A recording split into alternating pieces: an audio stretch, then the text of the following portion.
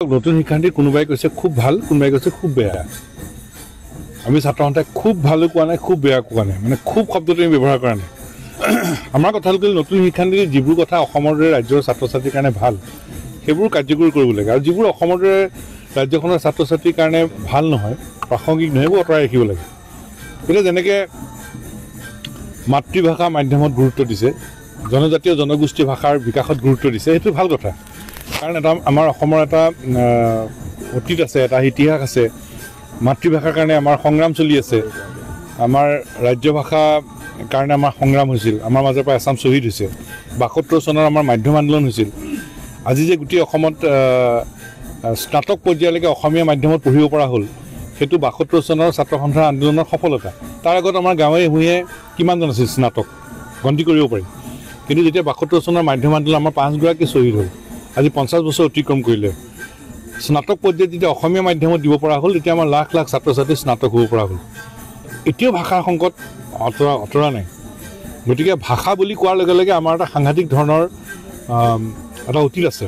আৰু তাৰো আগততো ইংৰাজৰ সেই শাসনততো আমাৰ ৩৭ বছৰ আমাৰ আই দিয়া মুখৰ ভাষা কাঢ়ি দিয়া হৈছিল।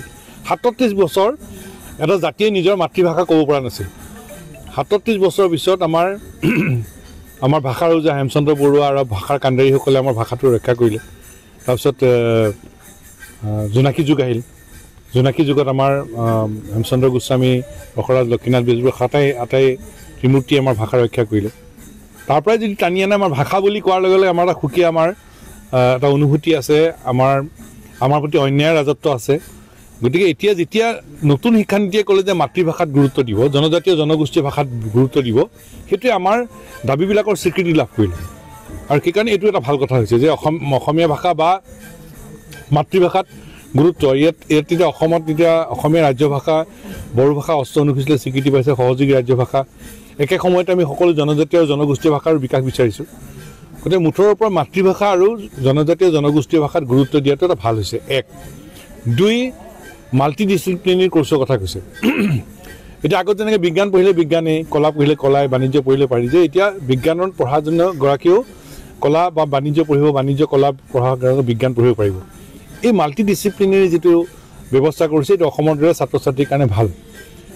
কিন্তু তাৰ কাৰণে কিন্তু কৰিবলগীয়া আছে। কৰিবলগীয়া কি, সময়ৰ মূৰত ছাত্ৰ ছাত্ৰীক যদি কোৱা যায় বা অভিভাৱক অভিভাৱিকাক যদি কোৱা যায়, আকৌ উজুতি খাব।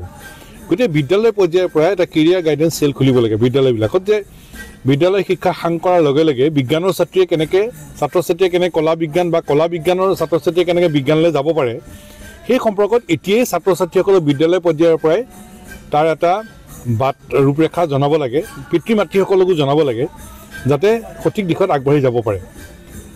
আৰু তাৰ কাৰণে আমাৰ এতিয়া নতুন নতুন বিষয়বোৰ অন্তৰ্ভুক্ত কৰি ল'ব লাগিব এতিয়াৰ পৰাই।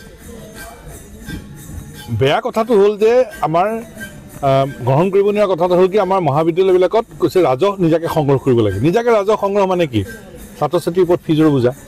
গতিকে সেইটো আমাৰ পৰা আঁতৰাই ৰাখিব লাগে। অৰ্থাৎ নতুন শিক্ষানীতিখনৰ যিখিনি কথা আমাৰ ল'ৰা ছোৱালীৰ কাৰণে ভাল, কাৰ্যকৰী কৰক। যিবোৰ আমাৰ অসমৰ দৰে ৰাজ্যৰ ছাত্ৰ ছাত্ৰীৰ কাৰণে বেয়া, আঁতৰাই থওক।